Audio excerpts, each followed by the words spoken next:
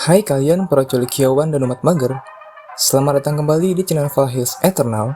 Dan pada kesempatan kali ini, izinkan gue buat ngisi waktu luang lu semua dengan konten-konten asik yang ada di channel gue. By the way, di konten kali ini, gue akan nge-review lagi lanjutan dari anime Kimetsu no Yaiba Season 3 Katana Kaji no Satohen episode kedua, yang udah rilis di tanggal 16 April minggu kemarin. Oleh karena itu, yang belum subscribe, dipersilakan untuk memencet tombol subscribe-nya terlebih dahulu, agar nggak ketinggalan update terbaru dari channel gue, dan jangan lupa untuk share video ini ke teman-teman wibu kalian. Tapi notifikasi YouTube juga lagi asu sih. So, buat kalian yang udah siap, dipersilakan mencari tempat rebahan yang enak, guna mendukung kenyamanan kalian saat menyimak video ini. Namun sebelum itu, seperti biasa, mari kita menuju dulu ke intro yang berikut ini.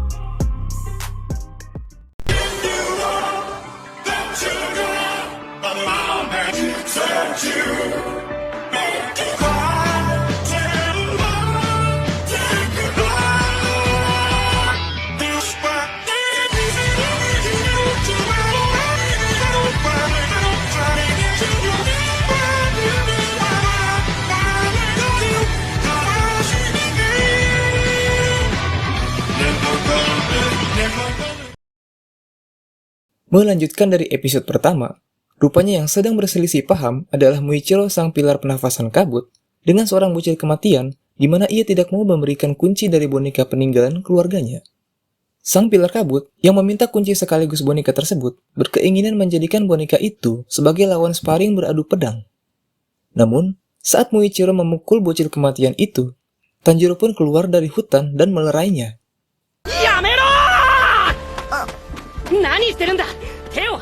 Meski sudah mencoba melepaskan genggaman tangan Muichiro dari bocil kematian itu, kekuatan Tanjiro tidak dapat membuat sang pilar kabut bergeming.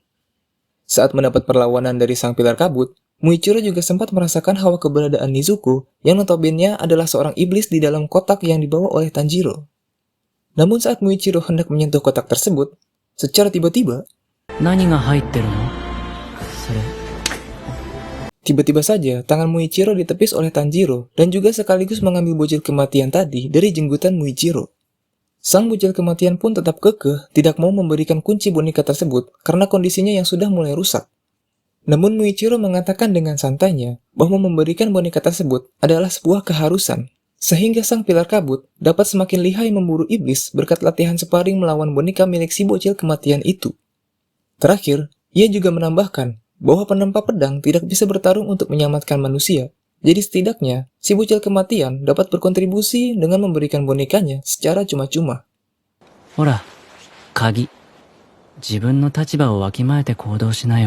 Mendengar hal ini, Tanjiro pun merasa marah dan mengatakan bahwa pemburu iblis dan penempa pedang memiliki peran yang sama, di mana keduanya sama-sama berjuang.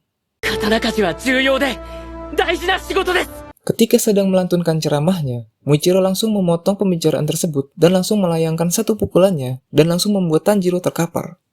Usai bangun dari pingsannya, Tanjiro diberitahu oleh bocil kematian tersebut bahwa boneka miliknya adalah boneka Karakuri bernama Yurichiro Zero Shiki yang memiliki kekuatan melebihi manusia biasa. Saat sedang bercerita, mereka berdua kaget mendengar deritan pedang yang sudah pasti suara dari Muichiro yang sedang sparring pedang dengan boneka Karakuri. Ketika bocil kematian itu mengatakan bahwa boneka tersebut terinspirasi dari seorang pendekar pedang hebat di masa lalu, Tanjiro pun langsung menanyakan nama pendekar pedang yang dijadikan sebagai model boneka tersebut. Namun sayangnya, si bocil kematian itu tidak mengetahui jelas asal-usul boneka tersebut, sebab umurnya saja sudah lebih dari 300 tahun. Dimana karena alasan inilah, ia tidak mau memberikan bonekanya kepada siapapun, karena takut mengalami kerusakan yang lebih hebat lagi dan tidak bisa diperbaiki.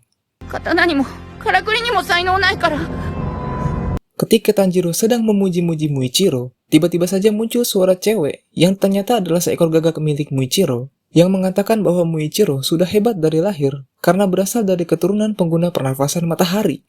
Dengan memori otak yang lebih kuat dari orang biasa, Tanjiro kembali teringat bahwa boneka Karakuri yang bernama Yurichiro Zero Shiki itu pernah ia lihat di dalam mimpinya. Mendengar cerita dari Tanjiro, si gagak bawel milik Muichiro malah meledeknya dengan mengatakan bahwa Tanjiro suka menghalu. Namun hal ini langsung dibantah oleh si bocil kematian dengan berkata bahwa kemungkinan mimpinya itu merupakan ingatan yang diwariskan oleh leluhur Tanjiro sedari dulu. 受け継がれていくのは姿形だけではない。生き物は記憶も遺伝する。Saat sedang menjelaskan itu semua, mereka langsung dikagetkan dengan teknik berpedang Muichiro yang akhirnya bisa menebas boneka Karakuri tersebut. Mengetahui boneka peninggalan leluhurnya tertebas berkali-kali, si bocil kematian pun langsung pundung dan langsung cabut dari lokasi tersebut. Ketika Tanjiro berhasil menemukan bocil kematian itu dengan indera penciumannya, Tanjiro kemudian menguatkan si bocil kematian agar jangan menyerah semudah ini sebelum ia berani mencoba dan gagal.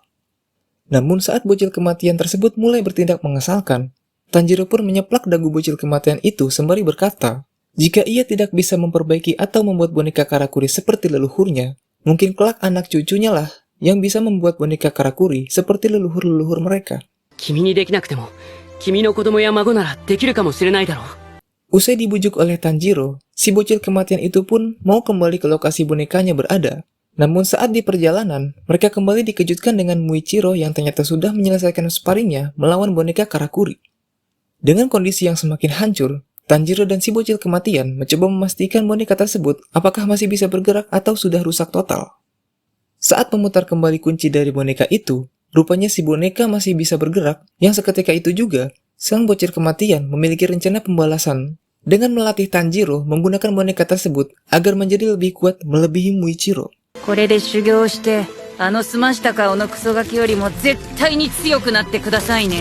Selama masa berlatih, Tanjiro berkali-kali hampir mati di tangan boneka itu. Namun saat sisa nyawanya sudah di ambang batas, secara tiba-tiba,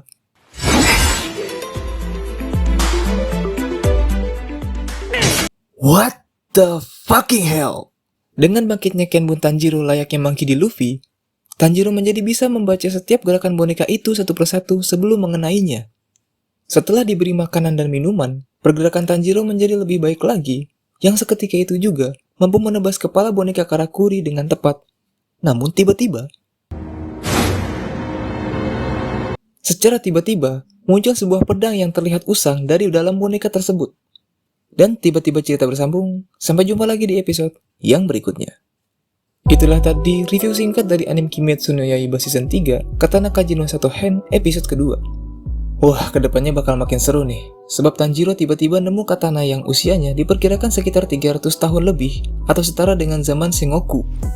Apakah ini guys, pedang pusaka yang dimaksudkan Roji di episode 1? Atau apakah ada pusaka lain yang masih tersimpan di desa ini?